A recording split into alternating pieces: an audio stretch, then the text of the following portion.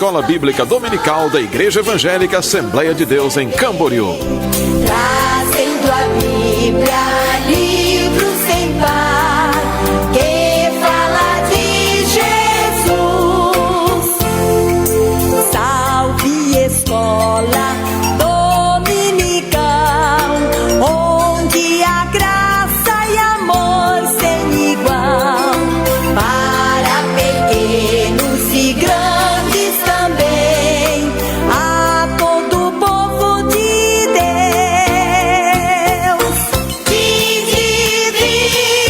Vinde estudar com os professores que muito nos quer bem, trazendo a Bíblia, livro sem par, que fala de Jesus.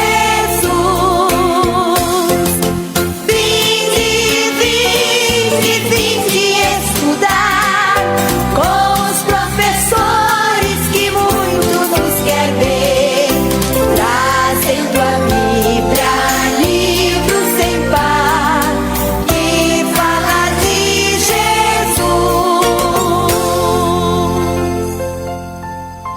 Ouve-me quando eu clamo, ó Deus da minha justiça.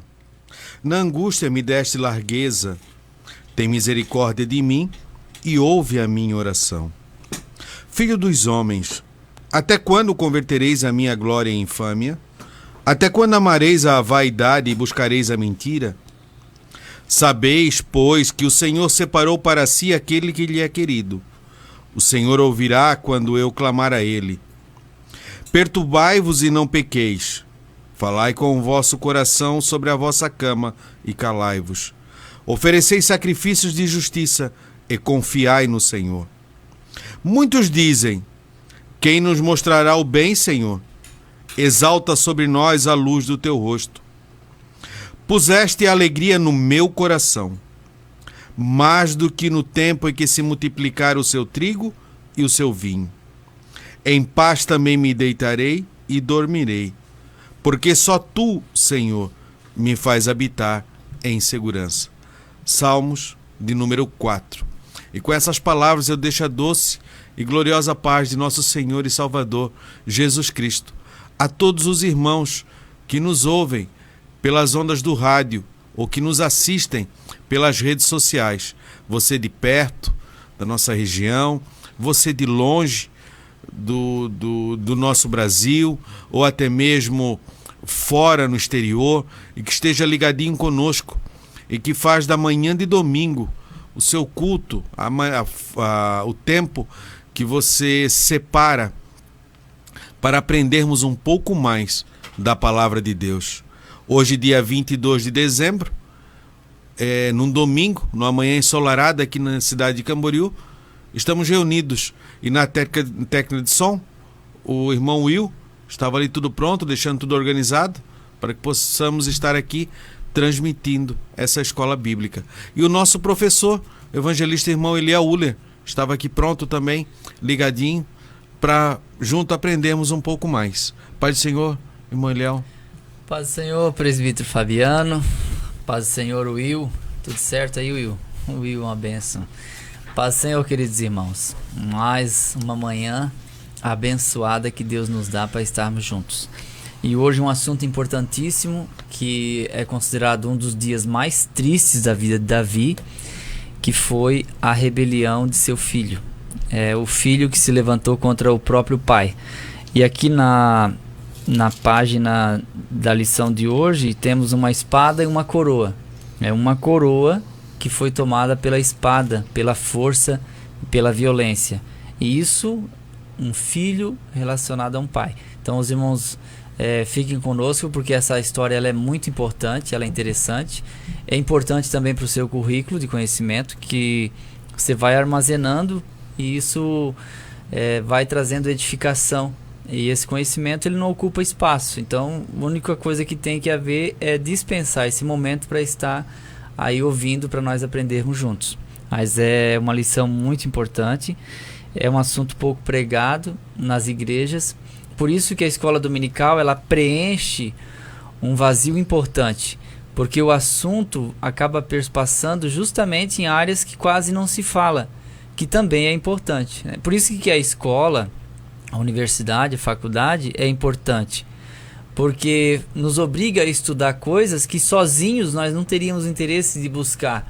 E às vezes quando se busca a gente pergunta, para que eu vou saber isso? Não é? Mas uma hora a gente vai ocupar, porque de uma forma didática está organizada, e esse assunto de 1º e 2º Samuel, que a meu ver é uma das melhores aulas, eu diria que foi uma das melhores lições que vieram, eu colocaria na categoria aí das top 10, porque eu amo 1º e 2º Samuel, pena que está encerrando, hoje dia 22 de dezembro, nós temos o próximo domingo que é a velhice de Davi, então é importante que esse momento seja falado. Então eu sempre oriento, quando eu vou falar para professores, eu sempre oriento os professores da seguinte maneira: fala o conteúdo da revista, porque esse conteúdo pode voltar daqui 10 anos, mas pode voltar daqui 20 anos e pode não voltar mais tão cedo.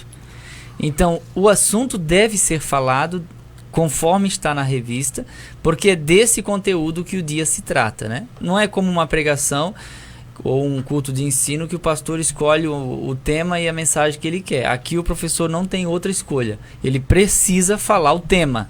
Então há muitos irmãos que reclamam que o professor não falou o tema, né? Não falou o que estava no conteúdo. Então eu sempre recomendo isso, que é o pedido dos alunos. Muito bem? Amém. Vamos orar para dar início nessa escola bíblica dominical? Amém. Irmão Eliel, pode fazer oração? Pai, obrigado mais uma vez por estarmos aqui na tua presença, diante desses microfones. Obrigado pela Escola Bíblica Dominical do rádio, pela vida do presbítero Fabiano, pela vida do Will, que estamos aqui para mais uma manhã de estudo bíblico, e principalmente por nossos alunos, que são a razão de estarmos aqui. Obrigado, meu Pai, por manter essa porta aberta e por chegar até os lares de nossos amados irmãos e alunos. Alguns ouvem a nossa escola fazendo seus afazeres, com o rádio ligado, alguns ouvem no carro, no caminhão, outros param suas vidas naquele instante, se assentam em um sofá e assistem, acompanham com a revista em mãos. Alguns estão aqui bem pertinho de nós, nos encontramos pelos mercados, nos encontramos na rua, encontramos na igreja. Outros talvez nunca daremos um abraço pela distância em que estamos, mas um dia nos encontraremos no céu. Pai, a todos que o Senhor possa alcançá-los. O planeta parece tão grande para mim que sou pequenininho, mas para o Senhor tão grande, essa distância não é nada. Alcança-nos mais uma vez com a Tua palavra de edificação, que nossa boca seja a Tua boca e que o Senhor venha falar e tomar a direção e liderar essa aula. Dirige nossas palavras, nossa mente, nós te pedimos e contamos com a Tua doce companhia. Em nome de Jesus, amém. Amém e amém. A nossa lição de hoje, como já foi falado, a lição de número 12, o dia 22 de dezembro de 2019, e o título da nossa lição é A Rebelião de Absalão. Absalão era filho do rei Davi, e o nosso texto áureo se encontra em 2 Samuel, capítulo 5 e capítulo 15, verso 6. E a leitura bíblica em classe, você também que não tem a lição, você pode acompanhar no próprio capítulo 15 na sequência. E desta maneira fazia Absalão a todo Israel que vinha ao rei para juízo. Assim furtava Absalão o coração dos homens de Israel. A nossa verdade prática, a rebelião revela uma natureza depravada e apóstata contra Deus, visando apenas o propósito que contraria a perfeita vontade divina. Então a nossa leitura bíblica, o nosso texto áureo, que ele diz que dessa maneira fazia Absalão a todo Israel que vinha ao rei e a juízo, e assim furtava, assim ganhava a confiança do povo. Ele já vinha dissimulando os seus propósitos, né? Ele já vinha botando de prática o seu plano no caminhar para alcançar o objetivo. Ele já estava atuando e buscando estratégias para conseguir forças. É o caminho que ele escolheu como filho. Ele não quis se sujeitar à liderança do pai, que era Davi, como rei, e ele escolheu o caminho da politicagem. Então ele roubava ou furtava o coração do povo, no sentido de que, fazendo política, ele ficava de bonzinho e ao mesmo tempo ele menosprezava ou inferiorizava a liderança de seu pai. Então ele estava obcecado pelo poder, desejava a posição na qual ele não tinha direito, porque o pai estava vivo, mas ele usou aquele jeitinho que as pessoas que querem poder sempre usam, política, né? Não gosta das pessoas, mas beija e abraça, porque querem a atenção delas. Lisonjas, né? O elogio falso e assim por diante. Essa foi a tática que Absalão usou para começar uma rebelião, né? A gente vai ver na sequência que isso foi uma situação muito desastrosa. Ele não conseguiu cuidar do seu coração, deixou o coração dele encher, e depois que ele estava cheio de vontade pelo poder, obcecado pela vontade de mandar, ele passou a fazer política, né? E a política não é uma coisa errada, desde que ela não seja suja. A política ela é necessária. Tem gente que diz, eu odeio política. Bom, países que não têm política, há uma ditadura ou anarquismo. Então a política é neutra. O mau uso dela é que é prejudicial. Então é importante pensarmos nisso também. Tentou buscar os seus próprios interesses, né? Isoladamente dos demais, né? Ele Isso. buscou um apoio forçado. E com isso trouxe um grande prejuízo ao próprio povo. Nós vamos ver isso na sequência da lição. A nossa leitura bíblica em classe, nós encontramos em 2 Samuel 15, do verso 1 ao verso 18. E aconteceu depois disso que Absalão fez aparelhar carros e cavalos e 50 homens que corressem adiante dele.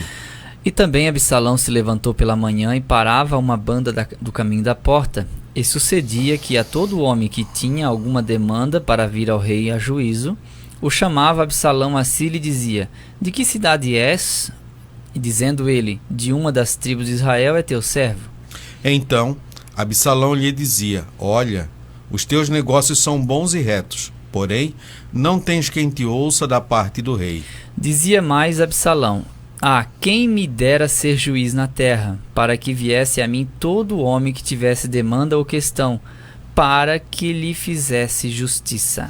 Sucedia também que, quando alguém se chegava a ele para se inclinar diante dele, ele estendia a sua mão e pegava dele e o beijava. Versículo 6. Lembrando aos irmãos que estamos em 2 Samuel 15. Agora versículo 6. Dessa maneira fazia Absalão a todo Israel que vinha ao rei para juízo. Assim furtava Absalão o coração dos homens de Israel. E aconteceu, pois, ao cabo de 4 anos, que Absalão disse ao rei, deixa-me ir pagar em Hebrom o meu voto que votei ao Senhor. Porque morando eu em Jesur, na Síria, voltou teu servo um voto, dizendo, se o Senhor outra vez me fizer tornar a Jerusalém, servirei ao Senhor. Então lhe disse o rei, vai em paz, levanta-se, pois, e foi para Hebrom. E enviou Absalão espias por todas as tribos de Israel, dizendo, quando ouvirdes o som das trombetas, direis, Absalão reina em Hebrom. E de Jerusalém foram com Absalão 200 homens convidados. Porém iam na sua simplicidade, porque nada sabiam daquele negócio. Também Absalão mandou vir Aitofel, o Gilonita, do conselho de Davi, a sua cidade de Giló. Estando ele sacrificando os seus sacrifícios, e a conjuração se fortificava, e vinha o povo e se aumentava com Absalão. Então veio um mensageiro a Davi dizendo, o coração de cada um em Israel segue Absalão. Disse, pois, Davi a todos os seus servos que estavam com ele em Jerusalém, levantai-vos e fujamos, porque não poderemos escapar diante de Absalão. Dai-vos pressa a caminhar, para que porventura não se apresse ele e nos alcance, e lance sobre nós algum mal e fira a cidade a fio da espada. Então os servos do rei disseram ao rei, eis aqui os teus servos, para tudo quando determinar o rei, nosso senhor. E saiu o rei com toda a sua casa a pé. Deixou, porém, o rei 10 mulheres concubinas para guardarem a casa. Tendo, pois, saído o rei com todo o povo a pé, pararam num lugar distante. E todos os seus servos iam a seu lado, como também todos os quereteus e todos os peleteus e todos os geteus. 600 homens que vieram de Gate a pé, caminhavam diante do rei. Isso. No verso 1, na Bíblia NVI, ela vai trazer a seguinte tradução. E aconteceu que depois disso, Absalão adquiriu carruagens e cavalo. Ele sabia que precisava aquilo para demonstrar da vaidade que ele tinha e que produzia, né? De uma certa forma ele queria mostrar a capacidade para o povo e uma espécie de ostentação para que houvesse uma aceitação e um recebimento da pessoa dele para que ele se tornasse um rei, já que cavalos Nesta época, pobre não tinha. Quem Era tinha status, né? Era status, exatamente. Era status, e ele demonstrou. E geralmente, como a gente vai ver na lição, era 3 ou 4 homens que iam adiante da carruagem. Sim, Ele colocou até 50. 5. Isso. Uma realeza até 5. E ele colocou 10 vezes mais. E algo parecido acontece com Adonias, logo adiante em 1 Reis 1:6, 1:5, que ele vai fazer a mesma coisa. Ele vai construir a sua carruagem, vai colocar 50 homens adiante para anunciando a sua chegada. Isso. Ou para demonstrar a sua majestade, entre aspas. A dissimulação, né? Quando ele senta na porta, né? Ele começa a juntar as pessoas e as pessoas colocam a demanda. Tudo que a pessoa quer ouvir é que ela tem razão naquela demanda. Mas hoje ainda é assim, Isso, né? mas que ele- as pessoas querem ouvir coisas boas. Claro, quer ouvir. Não, você tem razão. Ninguém quer ser confrontado. E isso, você quer ter razão. Mas ele, na posição que ele queria ser um juiz, colocando-se na posição de um juiz que ele não era, ele estava usurpando isso, ele estava mentindo pro Oferecendo uma coisa que não tinha. povo. E que ele não podia cumprir, né? Exato. Nossa introdução. Nesta lição, discorremos sobre a rebelião de Absalão. Não se tratava apenas de uma oposição ou resistência à autoridade, mas da síndrome do poder. O assassinato de seu irmão Amnon não foi apenas um feito vingativo, mas uma oportunidade de excluir um rival que se estava na linha de sucessão ao trono. 2 Samuel 13, do 20 ao 39, nós encontramos isso. Absalão era oportunista, perspicaz, valendo-se de sua beleza física e carisma incomum, procurou derrubar o próprio pai na esteira das falhas governamentais, buscando apoio nos descontentes para reinar, prometendo que julgaria a todos com equidade e rapidez. Como é que ele ia julgar com equidade se ele já estava... Ele usurpou, né? Ele não seguiu o exemplo do pai. E Davi, ele se torna rei não matando Saul, embora tivesse a oportunidade para isso. E agora nós vemos que na linha sucessória, já que começava pelo primogênito, que era Amnon, caso Davi morresse, né, pela própria tradição, um filho mais velho assumiria o trono.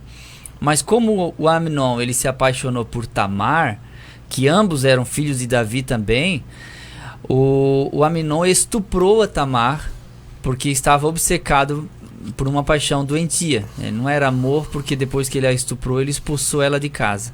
Então isso você encontra no capítulo 3 de 2 Samuel, que não dá pra gente dar todos os detalhes aqui porque é a nota introdutória. Mas como o Amnon havia estuprado Tamar, e ele era o indicado para ocupar a posição de Davi caso Davi morresse, foi viável a Absalão assassinar o seu próprio irmão. Porque é sempre assim, uma pessoa obcecada por poder, ela perde escrúpulos, ela perde toda a sua linha como pessoa e passa a desmontar o mundo em sua volta para que adaptando esse mundo a seu bel prazer, consiga construir a sua própria escada. Então isso foi o que Absalão fez. A primeira coisa, ele mata Amnon porque o desejo de poder já estava no coração dele. E depois segue, que é o assunto da nossa revista de hoje, que ele vai continuar fazendo essa politicagem suja, e isso dentro da própria casa de Davi. Porque lembrando, Amnon foi assassinado por Absalão, que eram filhos de Davi. Amnon havia estuprado Tamar, que também era filha de Davi. Inclusive, a gente sabe que o Absalão tinha um amor muito grande por Tamar, tanto que quando ele tem uma filha, ele coloca o nome de Tamar, que é o mesmo nome da sua irmã, que foi violentada pelo seu irmão. Isso. O homem Absalão, nosso primeiro tópico. Descrição. Absalão era o terceiro filho de Davi com Maaca, filha de Talmai, rei de Gessur, que nascera em Hebrom, 2 Samuel 3, 2 e 3. Davi teve o seu primeiro filho com Aionã, Amnon, o primogênito, o segundo com Abigail, Quileabe, do hebraico, e o nome Absalão significa o pai é de paz, 2 Samuel 3 e 3. Duas coisas o distinguem: seus cabelos e sua aparência física, que era sem defeito. Nós vimos isso em 2 Samuel 14, 25. Absalão era o filho predileto de Davi. Tinha uma vida de luxo, pois estava a seu dispor um carro e 50 homens que corriam diante dele. Tinha uma personalidade forte e capacidade de furtar o coração do povo. 2 Samuel 15, 1 e 6. Bibliograficamente, há muitos detalhes sobre o homem Absalão, em especial quanto à beleza física, mas nenhum destaque para a sua vida espiritual. Aí temos um histórico da vida dele, rapidamente. Ele era o terceiro filho, porque o primeiro era Aminon, o segundo era Quiliabe e o terceiro Absalão, na ordem de nascimento. Ele era alto, ele era belo, ele cortava o cabelo uma vez por ano, isso é um relato bíblico. E embora sendo muito atraente, ele estava equipado de uma boa oratória. Ele era convincente. Então, como ele tinha a beleza física, e isso ajuda bastante, né, no quesito política. Depois disso é seguido por uma boa oratória que acabou coadunando com essa característica. Ele se torna então um político nato, mas ele pendeu para o mal. Então essa é a característica dele. Ele era o filho predileto de Davi, ou seja, era o filho que Davi mais amava. E Davi demonstrou isso ao dispensar a ele todo luxo além do que ele merecesse como filho. E isso acabou favorecendo ainda mais o orgulho que já estava por dentro do coração de Absalão.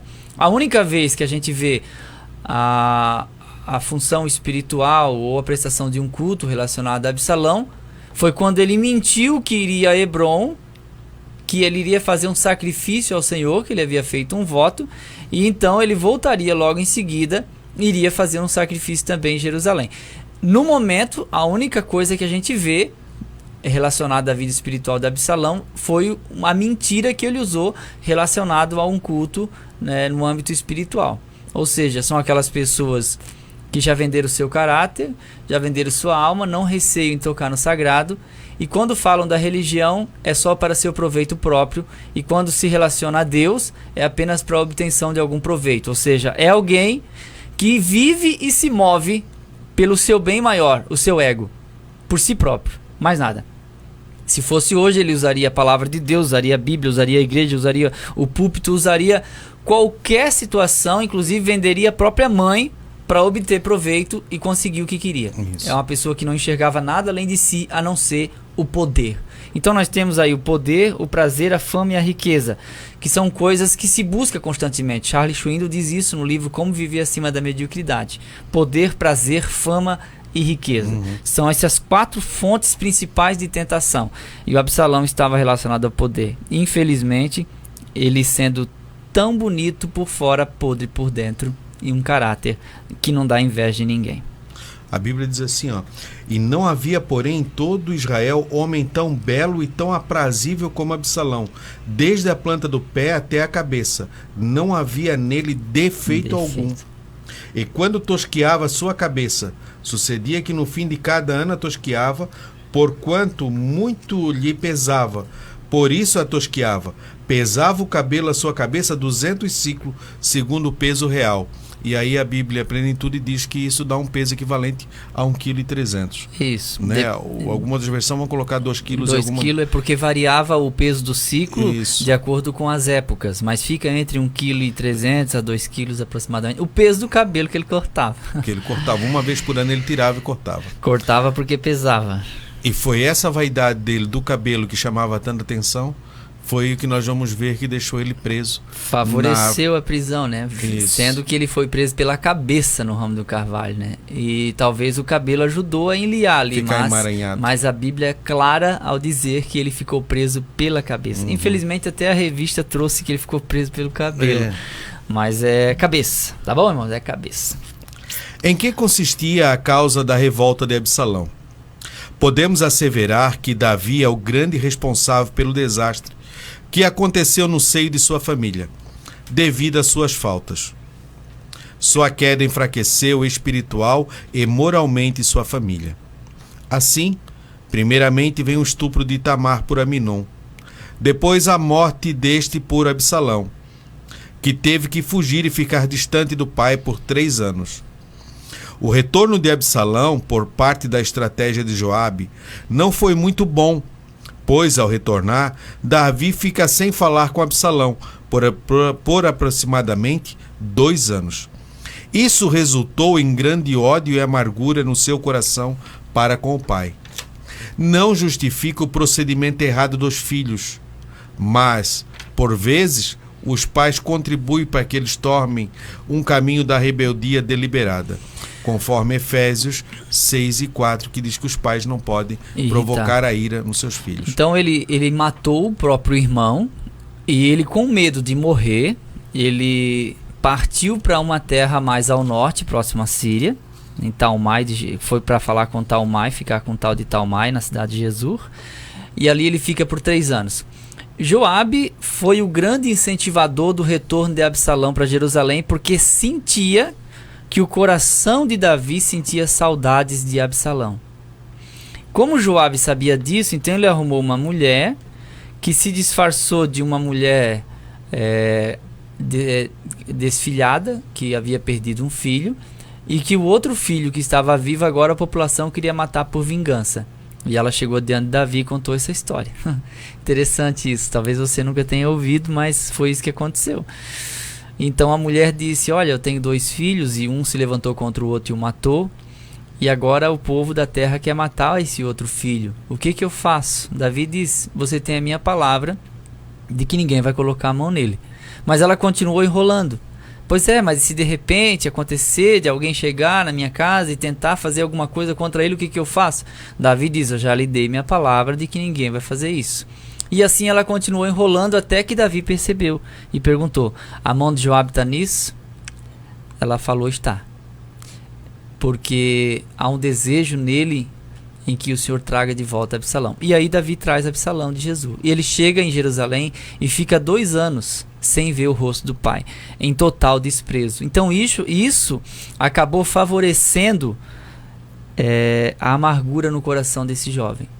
Isso contribuiu. Ele já era um rebelde, só que agora ele fica pior pelo próprio comportamento do pai. Então há pais que irritam os filhos, há pais que humilham, ofendem e também desprezam. E aí a gente fica sempre pensando, né? Os pais devem ser honrados pelos filhos, só que os filhos também não podem ser desprezados pelos pais. As pessoas têm pena dos velhinhos que estão no asilo, eu também tenho, e outros também têm. E isso não é justificável, mas muitos pais estão no asilo cheios de remorsos porque, ao invés de amar os filhos, desprezavam. Principalmente em uma faixa etária da adolescência, não humilhe seu filho. Não conte os defeitos dele na frente das pessoas. Isso humilha e marca muito negativamente. Isso não pode acontecer. Não irrite seu filho. Se ele está quieto, deixa ele quieto. Fique incomodando ele. Deixa ele em paz. Né? Sua filha está em paz, deixa ela em paz. Não implique. Tem os pais que são impliquentos. E por último tem o desprezo, que foi o que aconteceu com Davi. Ficar 2 anos morando próximo sem se ver, isso é um ato de desprezo.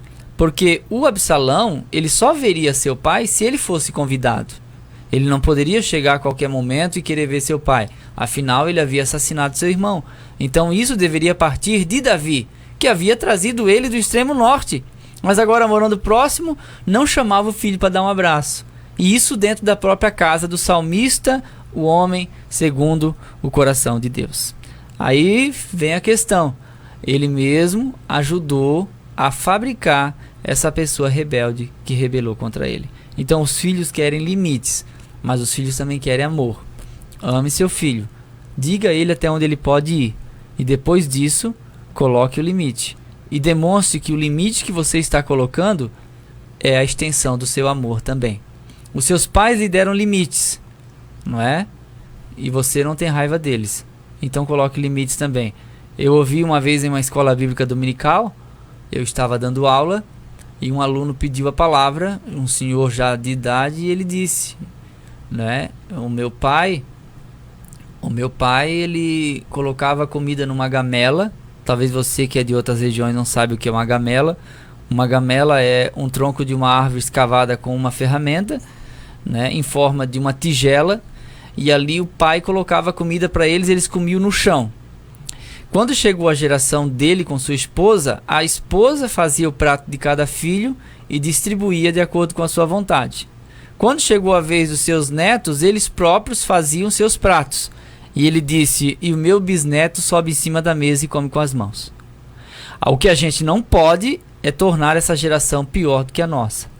Se você teve limites e você entendeu isso importante, por que você fica tentando dar para o seu filho tudo o que ele quer e fazendo todas as suas vontades? Os filhos devem aprender a chorar pelo não que você dá.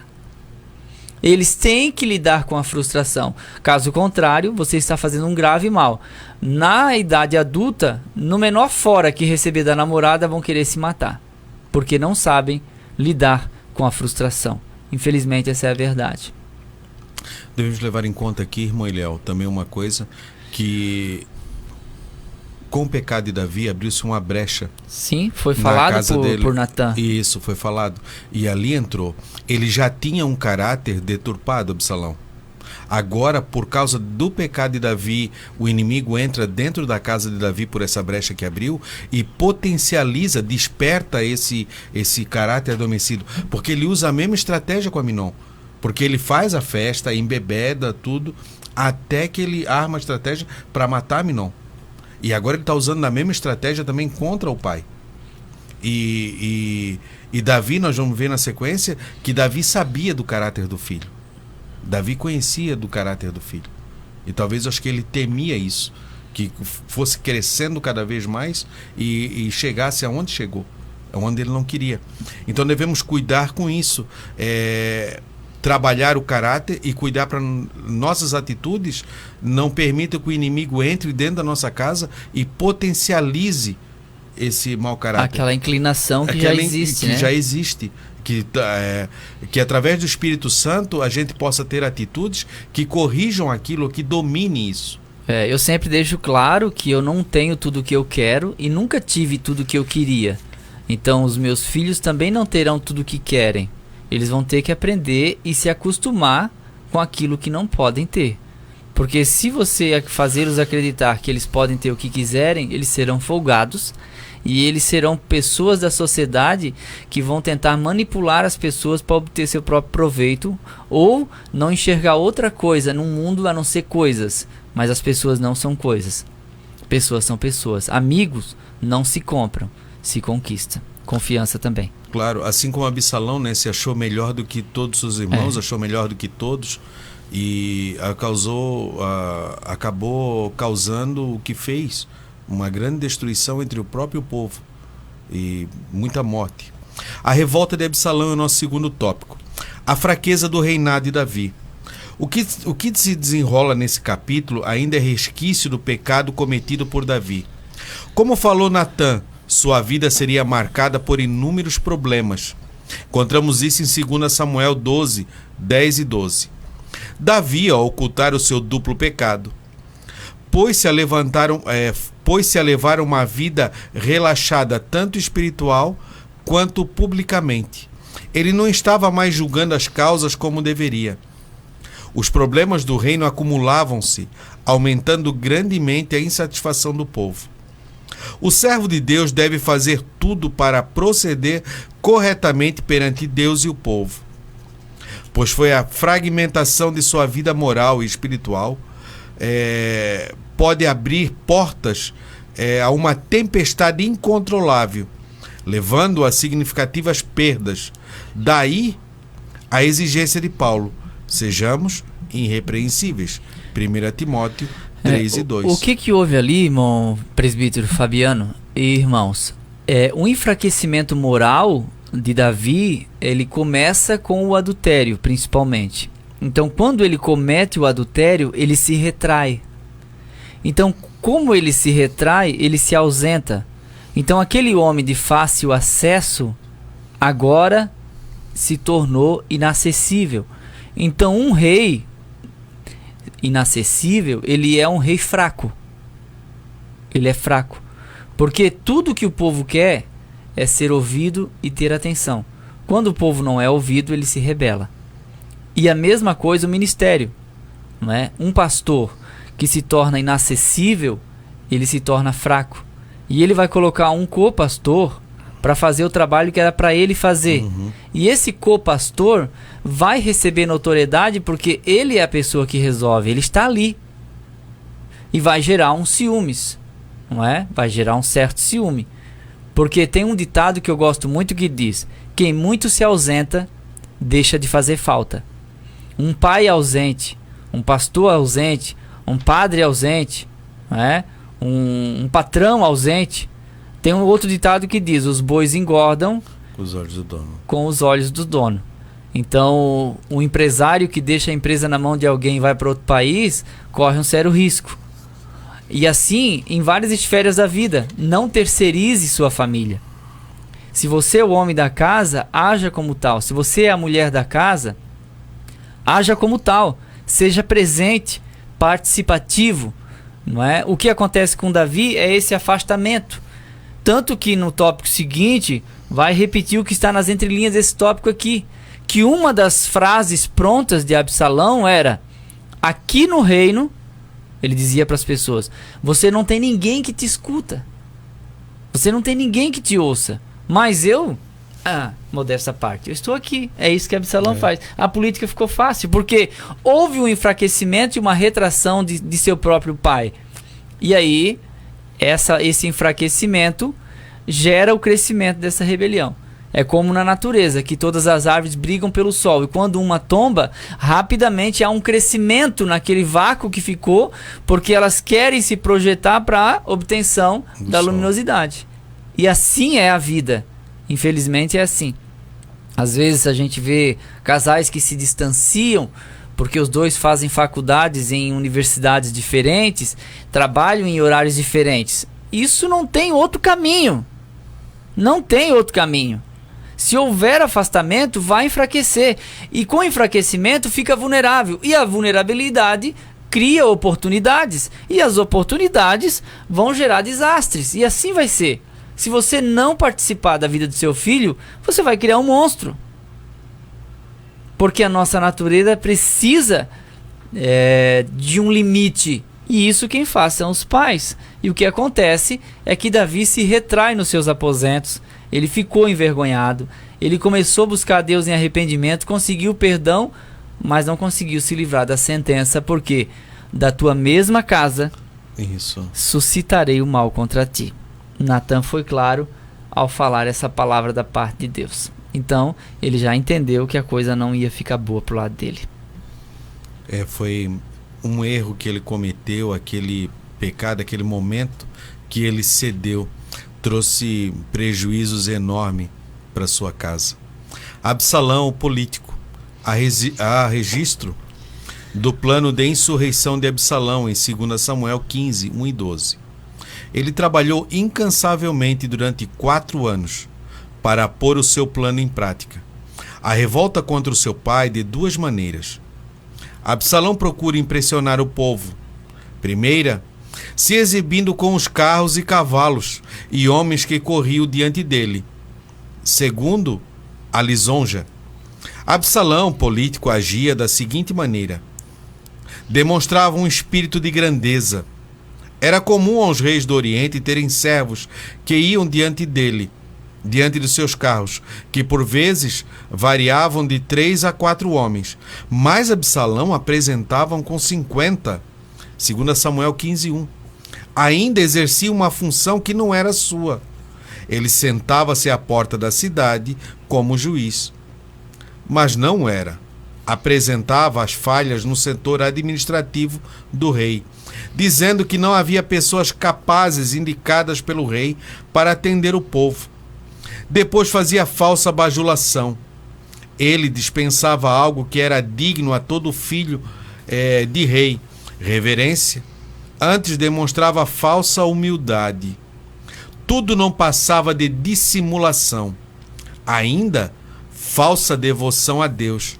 Dizia que havia feito um voto a Deus, mas tudo era apenas uma ação mentirosa para enganar o rei. Finalmente, a habilidade de ser sagaz. As pessoas se deixavam levar por toda essa ação sagaz, sem perceber seu real significado. Como ele foi tramando todas as coisas. A sede pelo poder o deixou cego. Não permitiu ele ver os caminhos que ele estava tomando. Como um psicopata que não tem sentimentos, né? Olha e não vê sentido. Porque Davi, como o irmão Eliel já falou, ele foi rei, mas ele não usurpou o trono. Ele não matou o Saul para se apoderar do trono, mas esperou o tempo certo de vir na sua mão. O que está acontecendo aqui é o seguinte: as demandas nacionais eram trazidas para o palácio em Jerusalém. O vizinho roubou o boi, invadiu o terreno, mudou o marco, que o marco era o piquete, como a gente chama, que é onde demarca o limite das terras. Eles traziam essas demandas ao rei. Só que como o rei havia fracassado moralmente, ele justamente em uma sentença para o próprio Natan a respeito de uma história, ele acabou sendo sentenciado por Deus. Isso criou nele um tipo de um trauma e ele se retrai. Como ele se retrai, Absalão se aproveita disso. O Absalão fica do lado da porta da cidade, que era onde o povo era obrigado a passar para chegar com a demanda até o rei. Mas quando essa pessoa percebia que era Absalão, iria se inclinar, porque isso era próprio daquele povo. E quando a pessoa ia se inclinar, ele segurava na mão da pessoa e dizia: não se abaixa não, eu sou teu irmão. Ele dispensava algo que era próprio de um príncipe, que era essa continência. E quando ele fazia isso, ele furtava o coração das pessoas, porque ele queria demonstrar ser uma pessoa boa, mas na verdade ele não era. Né? E aí ele usa aquela oportunidade, ele como se ele fosse um juiz, mas não era, como se fosse alguém que resolvesse alguma coisa, mas não resolvia nada. O que ele estava fazendo nada mais era do que tirando brasa do fogo com a mão do gato.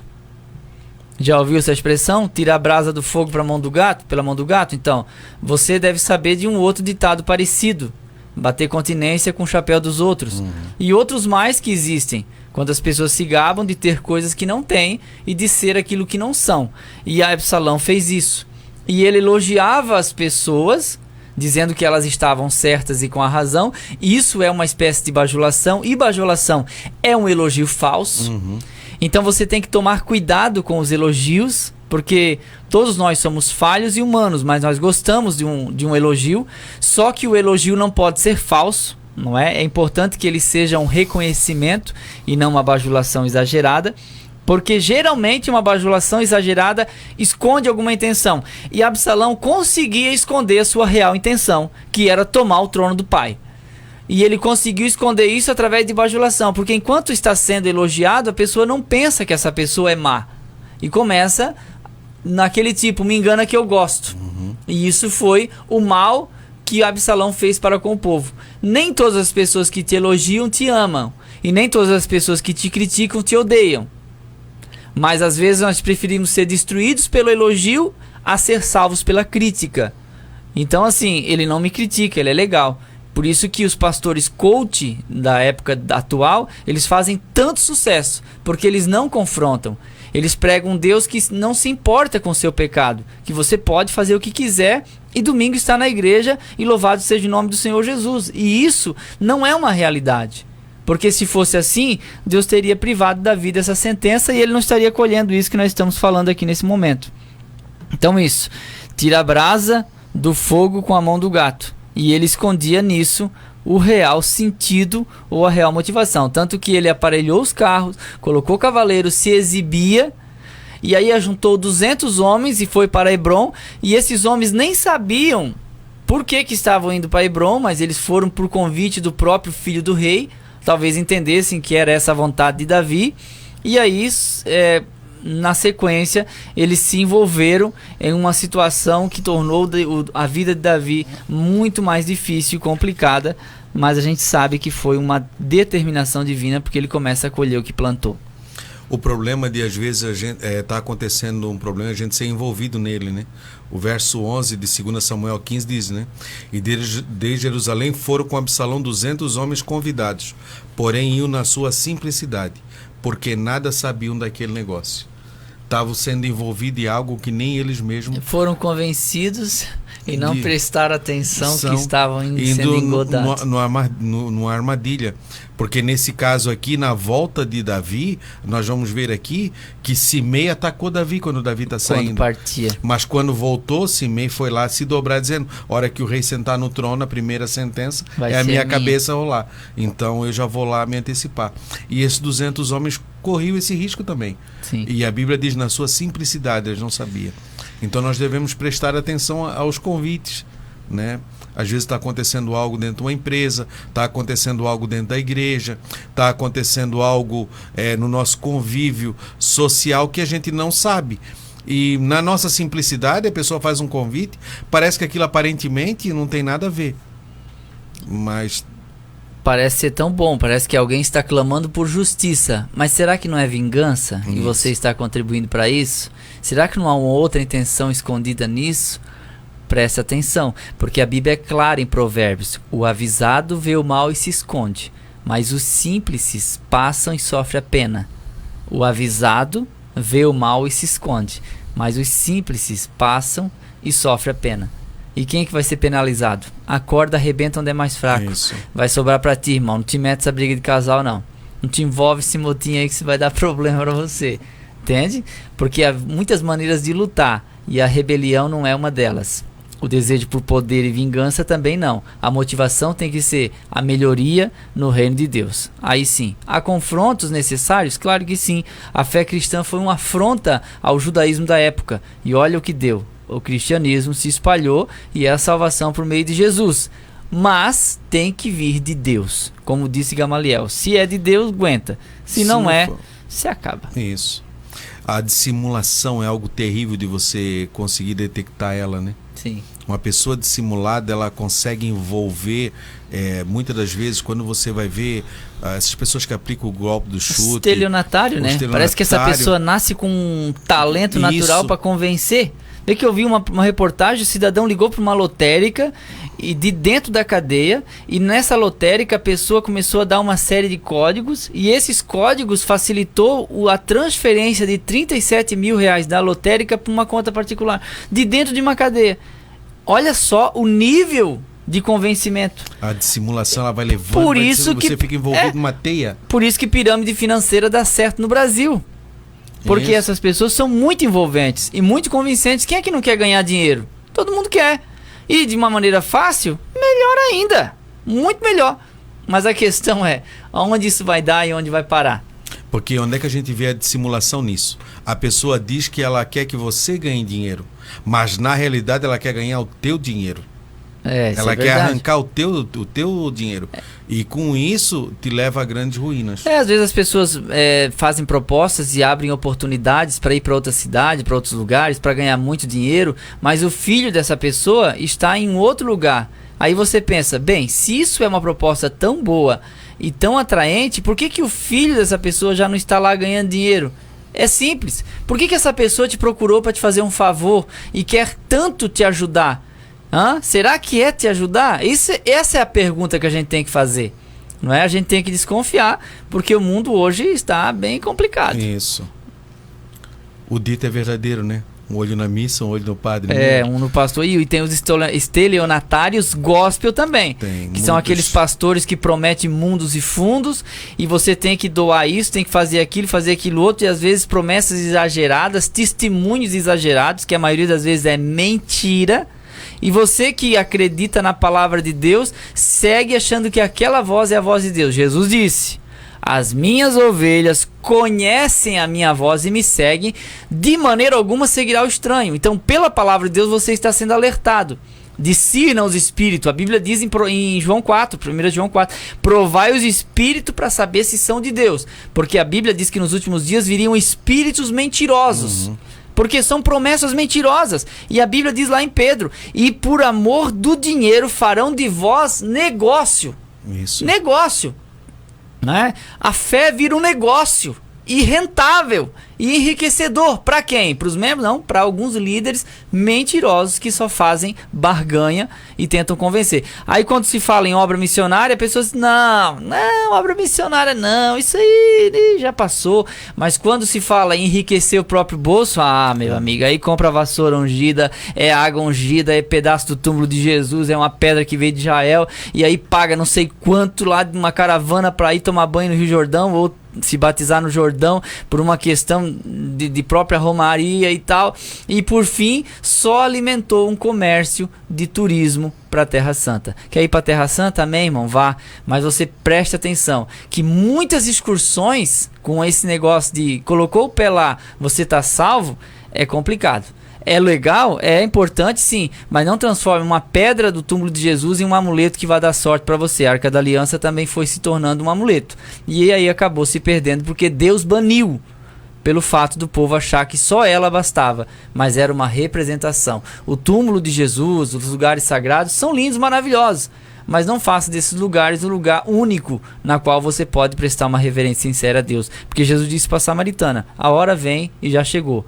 Os verdadeiros adoradores adorarão o Pai em espírito e em verdade, em qualquer lugar. Não precisa ser Jerezim e nem Terra Santa. Parece que se você não for, é igual muçulmano, se você não for a Meca, pelo menos uma vez na vida, você não é autêntico muçulmano, tem que ir. E assim tem muita gente que chega a dizer isso. Você é cristão, é obrigado a ir. Tem gente que vende a casa para viajar e no fim não sabe que há uma empresa interessada nisso e está ganhando muito dinheiro, e algumas até dando calote em crente que acreditaram em pagar antecipado e sofrer depois.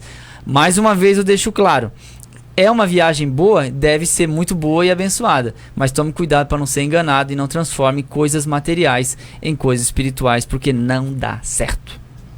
Proclamando-se rei, Absalão foi para Hebrom com permissão do seu pai, mas ele o fez com falso pretexto para comandar e dilar seus emissários. Ele preparou esses homens e ao seu sinal, ao som de trombetas, deveria ser proclamado a todo Israel: Absalão reina em Hebrom. Essa foi a ordem que ele deu. Por que em Hebrom? Esse jovem sabia que, no seu histórico, Hebrom estava ligado com a monarquia de Israel. Foi nela que seu pai fora coroado rei, 2 Samuel 2:4, 5:3. E que seu reinado durou ali 7 anos e meio. Absalão tinha consciência de que havia da parte de Judá um sentimento muito especial por esse lugar. Estrategicamente, buscava apoio daquela região.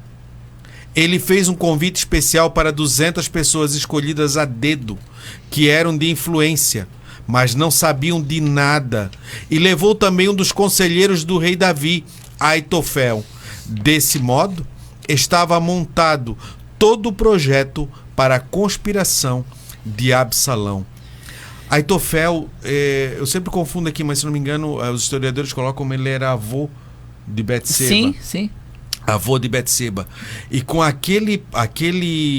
com o pecado de Davi, o que ele fez com Betseba, criou um ódio e um sentimento de vingança dentro de Aitofel. Sim. E Aitofel, como uma serpente que se tornou para Davi, ele buscou a confiança de Davi e a confiança de Absalão. A certo ponto a Bíblia nos informar, dizer que a palavra de Absalão era para Davi, de Aitofel, era para Davi e Absalão como as palavras de Deus. A todo o povo, né? O conselho dele era como se fosse um conselho direto de Deus, esse Aitofel. E ele ajudou na conspiração. E aí ele começou a dividir o reino. Sim, e ele aproveitou-se do desejo que Absalão tinha de poder e controlar. Aí ele queria usar isso para matar o próprio pai e ele ceder a vingança de ter a morte de Davi, que tinha feito aquilo dentro da família dele. O que acontece é que havia mensageiros, nessas histórias, muitos mensageiros que são exagerados, né? Então a expressão, então veio um mensageiro a Davi dizendo, o coração de cada um Israel segue a Absalão. Não era verdade. Havia milhares de pessoas leais a Davi, mas ele colocou como se, tá todo mundo junto com Absalão, foge. E Davi poderia organizar o exército e derrotar o exército de Absalão. Poderia sim. Tanto que o Itai, o Joabe e o Abisai organizaram uma tropa bem pequena, apenas 600 homens, e conseguiram derrotar o exército de Absalão. Então dava para destruir. Só que Davi estava fugindo para evitar uma coisa: Porque o coração dele era do povo. Davi amava o povo e não queria desgraça. O confronto com o filho. Isso. Ele não queria um confronto direto com o filho. Então ele decidiu fugir. Ele poderia ficar e lutar, mas ele precisou fugir. E outra coisa, ele entendia que era a mão de Deus que estava sobre ele, fazendo ele colher o que ele havia plantado. E que agora ele ia se recolher e que a vontade de Deus prevalecesse, né? Então a gente vê que Absalão vai para Hebron, onde Davi começou o seu reinado, e ele se autoproclama rei. E dali ele investe contra Jerusalém. Mas foi bem próximo Hebron, Jerusalém. Então a gente vê que ele não reuniu uma caminhada de um reino inteiro. A informação corria, mas não rápida como hoje. Então muita gente nem sabia o que estava acontecendo na capital. Pessoas que moravam nos interiores. Sim. E assim por diante. Não havia WhatsApp, né? Como a gente tem hoje, né? Não tinha a WhatsApp. gente pensa, não tinha carros, não tinha... Então, os carros eram carroças, né? Então aí a gente vê que ele tenta usurpar dessa forma. E aí o conselho de Aitofel foi que após essa chegada em Jerusalém, como Jerusalém estava vazia de Davi e seus homens, era para Absalão aproveitar que Davi estava cansado e continuar a perseguição até encontrar e o matar. Veja que o próprio filho tinha desejo e havia decidido matar o próprio pai. Absalão estava decidido a matar Davi, né? Esse foi o conselho de Aitofel para ele. Continua perseguindo, e esse era o conselho para alcançar Davi. E iria dar certo, porque Davi estava fugindo cansado. E, consequentemente, o bando que estava com ele, cansado também, não iria ser palho para o exército de Absalão naquela situação de fuga, porque eles não estavam em Jerusalém e muita gente ficou para trás. Mas aí Uzai, que era amigo de Davi, voltou para Jerusalém e disse para Absalão: eu sou teu conselheiro agora. E aí perguntou: qual é o teu conselho? Aí Uzai falou: não, meu conselho é o seguinte: não corre atrás de teu pai agora, porque ele é guerreiro, ele já é experiente, ele não vai dormir com o povo, ele vai ficar em alguma caverna, em algum canto escondido, e você vai atacar o povo. Quando você atacar o povo, o restante do povo de Israel vão ficar zangados com você e vão se levantar contra você, e você vai perder seu reino. Entende? Então, deixa o teu pai lá, escondido, e depois, isoladamente, traiçoeiramente, a gente vai pedra por pedra, arbusto por arbusto, atrás do teu pai, nós vamos encontrá-lo, ao invés de fazer como o Aitofel falou. Aí Aitofel não gostou, o conselho foi rejeitado, porque nunca era rejeitado.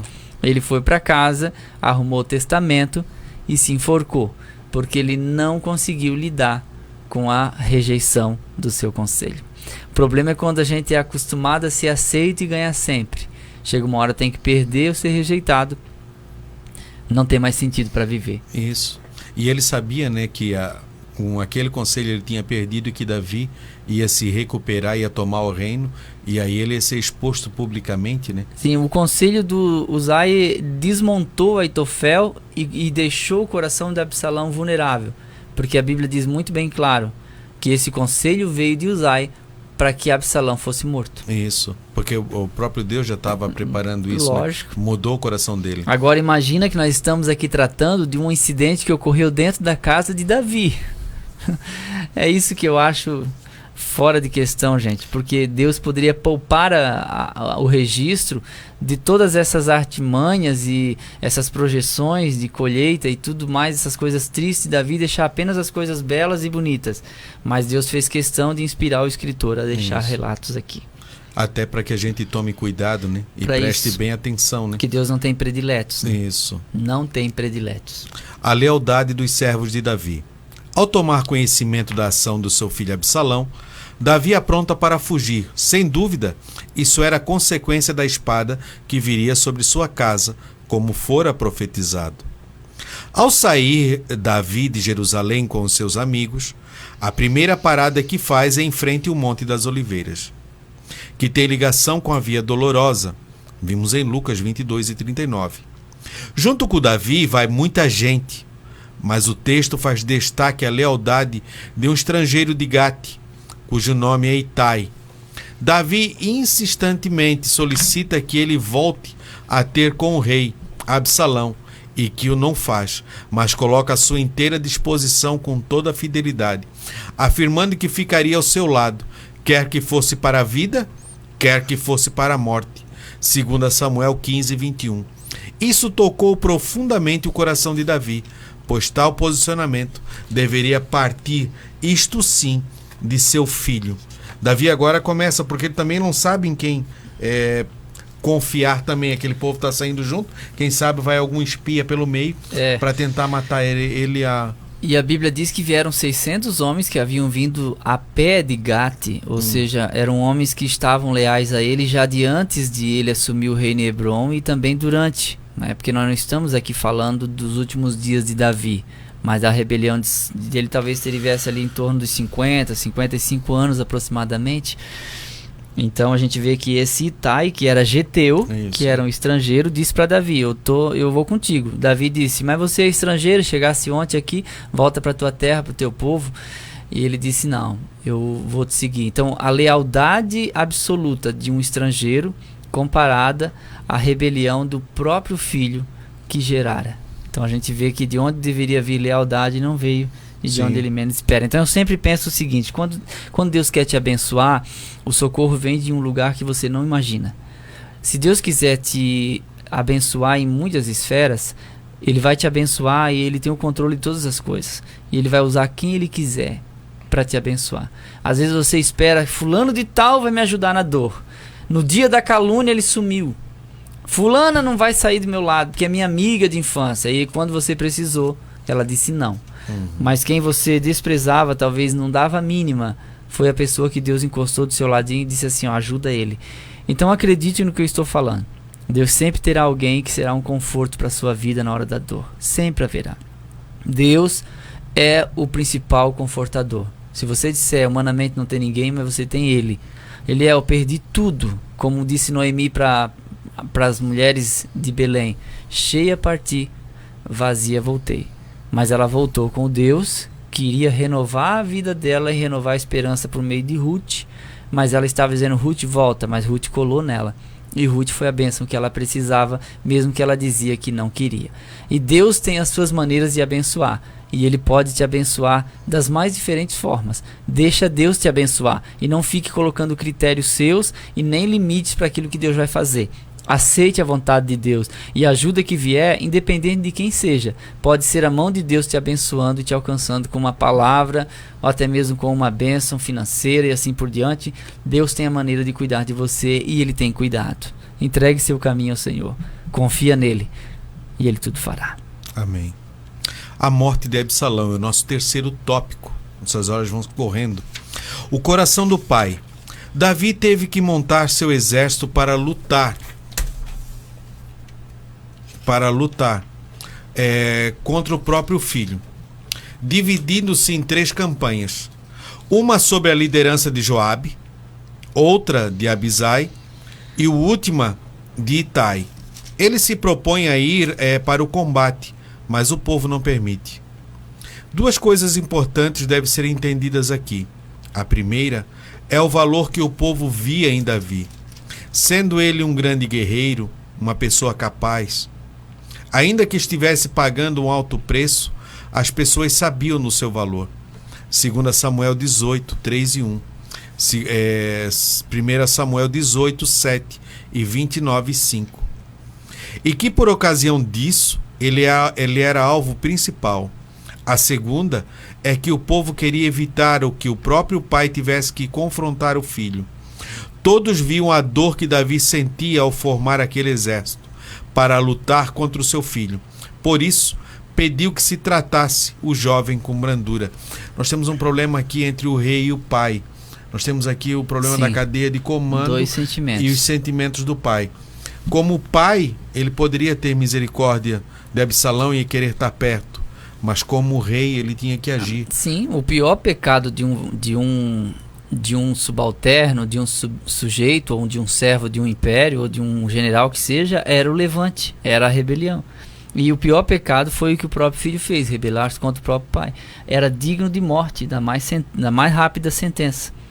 E ele diz assim, ó, em 2 Samuel 18 e 5, e o rei respondeu a Joabe, Abisai e Itai, que eram os 3 generais desse comando aqui, para lutar contra Absalão.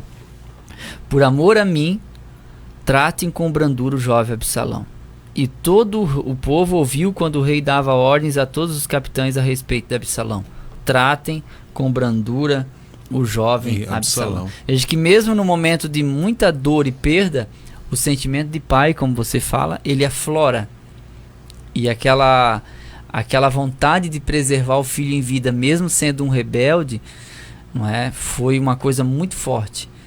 Mas era inevitável esse confronto. O problema é que essa situação ia infligir futuramente problemas no reinado, porque não haveria mais paz no reino de Israel. Sim. Porque Absalão, se fosse poupado conforme a vontade de Davi, lá na frente ele ia se organizar de novo e voltaria a ter guerra de novo, né? E sempre continuaria. E o povo sabia que ele não iria ser um bom rei, porque ele se preocupava consigo mesmo. Sim. Né? Ele não olharia para o povo, Não, ia trazer prejuízo. É como os filhos de Eli. O povo rejeitou o julgamento deles. Sim. E não queria mais. E até o próprio Deus, porque eles pervertiam as coisas. E Absalão ia fazer a mesma coisa. Por causa da sua vaidade, não iria conseguir. E outra coisa é que o povo não deixou Davi ir para a guerra porque sabia que Davi ia ser morto por Absalão. Porque ao se deparar um com o outro, Davi ia ter pena. Não ia Só lutar. que Absalão não. Absalão, sim, ele tinha matado o próprio irmão. Ele tinha tramado ele contra não. o próprio irmão. E o povo chegou a dizer assim: Davi, você vale por 10.000 de nós. Eles vão esquecer todos e vão te procurar no meio da batalha. Então você não vai à guerra. E olha que ele insistiu para ir. Quando era para ir, não foi, né? Ficou lá olhando a Batseba tomar banho. Isso. E agora queria ir. Mas a gente é assim às vezes, né, irmão? Quando é para fazer uma coisa, não faz. Depois que não é para fazer, quer fazer. Aí o que acontece é que ele ficou, né? E aí a gente vai para o tópico seguinte, que é o último de todos, que vai falar sobre o preço da rebelião de Absalão. O preço da rebeldia de Absalão. A batalha de Absalão pelo trono, ou seja, sua rebeldia em troca de poder, custar-lhe-ia a vida. Os homens de Davi entraram em combate. A vitória facilitou a vitória de Davi, pelo fato de a floresta, na qual os homens de Absalão embrenharam-se, ser traiçoeira. Em alguns relatos bíblicos, forças naturais contribuíam para que o povo do Senhor fosse vitorioso, como lama, insetos, doenças, e que prova que Deus age como Ele quer. 20.000 homens de Absalão foram abatidos, segundo Samuel 18, 7 e 8. Vendo que estava perdendo a batalha, fugiu sobre um mulo, mas acabou preso nos ramos de um grande carvalho, suspenso pelos cabelos entre o céu e a terra. Joabe tomou conhecimento da situação de Absalão, irando-se porque o homem que lhe trouxe a notícia não o matara. O mensageiro lhe disse que não poderia ter feito isso, ainda que fosse para ganhar 1.000 moedas de prata, pois tinha ouvido o pedido do rei. Joabe então foi até Absalão e transpassa-o com dardos. Depois disso, o combate termina. O fim de Absalão foi trágico, porque ele agira como usurpador, rebelde, pela lei deveria morrer. Deuteronômio 21 e 18, verso 21 e 23. 2 Samuel 17, 2 e 4. Toda rebeldia tem seu preço. Toda rebeldia tem seu preço. Por isso, é melhor sempre evitá-la. Então, foi o resultado. Sim. Que ele buscou, o desejo que ele sempre quis de poder, acabou um homem que não se via defeito, um homem que era feito pela sua aparência, o homem que Davi, o próprio pai, mais amava dentre os seus filhos e que tinha grandes chances de assumir o reino de Israel pelos modos certos, pela forma correta, mas que buscou e buscou incansavelmente e acabou morrendo nessa trágica maneira com uma lança atravessada. Uma das maiores derrotas do exército americano foi no Vietnã, quando não sabia lutar em selva, né? Sabe o que era, né? Problema. Um dos problemas é porque a arma americana, ela emperrava com a lama e ela não disparava mais. Mas do outro lado, o exército apoiado pelos soviéticos, eles tinham uma arma chamada AK-47, que ela não entrava água, não umedecia. Ela não emperrava. Isso. E outra coisa foi a mata, no meio da vegetação. Foi tanto que os aviões americanos dispersavam herbicidas para poder diminuir a vegetação para eles poderem lutar. Tanto que esse herbicida ele era tão forte, tão nocivo, que até hoje nessa ilha do Vietnã ainda há pessoas doentes por causa do veneno que foi despejado na natureza na época, porque as árvores foram os piores inimigos. Nesse caso aqui em especial, a Bíblia fala que o bosque ou a mata derrotou mais soldados de Absalão do que uma luta pessoal em campo aberto. Isso. Porque eles ficaram dispersados no meio do bosque, perdidos, sem saber para onde ir, porque não havia orientação. O próprio Absalão, que era o líder-chefe, ele mesmo acabou ficando pendurado pela cabeça, né? Porque a gente vê que a fuga dele também aconteceu debaixo dessas árvores. E o carvalho, ela não é uma árvore alta. O carvalho é uma árvore bem retorcida, com um tronco bem espesso, só que os seus galhos eles costumam baixar bastante. Como a gente vê as figueiras aqui em Camboriú, tem uma praça das figueiras, que os galhos têm que ser calçados, porque senão ele encosta no chão. E ali ele passou e ficou trancado pela cabeça, né? Pode ser que o cabelo ajudou ele assim enrolar ali, né? E é impressionante que justamente a parte que ele mais sentia orgulho, que era o cabelo e a cabeça, foi por essa parte que ele ficou pendurado. A vaidade e o orgulho, né? Ele foi preso pelo próprio orgulho. Isso. 2 Samuel 18:9. E Absalão se encontrou com os servos de Davi. E Absalão, montado no mulo, entrando no mulo debaixo da espessura dos ramos de um grande carvalho, pegou-se-lhe a cabeça no carvalho e ficou pendurado entre o céu e a terra. E o mulo que estava debaixo dele passou adiante. Aí ficou ali dependurado, esperneando, e alguém viu. Alguém viu, que contou para o outro, que contou para o outro, e alguém contou para Joabe. E Joabe disse: por que você não matou? Eu te dava 200 peças de prata. Ele assim: nem por 1000 eu não matava. Nós ouvimos o rei falar: não matem Absalão. Isso, deu ordem expressa. Joabe disse: eu estou perdendo tempo contigo. Joabe era sanguinário, terrível. E aí ele diz assim: e de quando o rei vier me confrontar, tu vai ficar contra mim. Tu que está dizendo para eu fazer esse tipo de coisa, também vai lá na frente, quando vier o rei contra mim, tu vai ficar contra mim. Exatamente. Aí Joabe viu que não tinha como, foi lá fazer o serviço. Aí Joabe chega com um homem vulnerável, dependurado pela cabeça, atravessou ele com flechas, né? Foi até fácil de matar. E aí veio a notícia também, mais uma vez: o teu filho morreu. E aí a Bíblia diz que Davi andava de um lado para o outro dizendo assim: ai meu filho Absalão, ai meu filho. É uma expressão até poética, da maneira que ele fala: ai meu filho, ai meu filho, quem me dera eu morresse por ti. E a dor de Davi foi tão forte que o povo ficou envergonhado da vitória. Nunca Israel teve tanta vergonha de uma vitória quanto essa. E o povo ficou tão envergonhado que Joabe procurou falar com Davi. E alguém disse: Davi, nós estamos envergonhados, porque parece que se todos nós morrêssemos e Absalão ficasse vivo, seria a tua vitória. Mas o teu inimigo morreu e nós estamos vivos. E era para você falar alguma palavra boa a esse povo. E você só chora e só reclama, né? Mas é que Davi sabia que a espada na casa dele era a ocasião de um pecado que ele cometeu lá atrás. Então a maior dor de um pai não é apenas a dor de um filho. É saber que a dor do filho foi causada pelas suas próprias escolhas ruins. Mas que Deus cure nosso coração. E que Deus cure o seu coração também essa manhã. Essa palavra é uma palavra de cura. Não deixe que seu lar chegue na situação em que o lar de Davi chegou. Se é possibilidade de perdão, perdoe. Não despreze.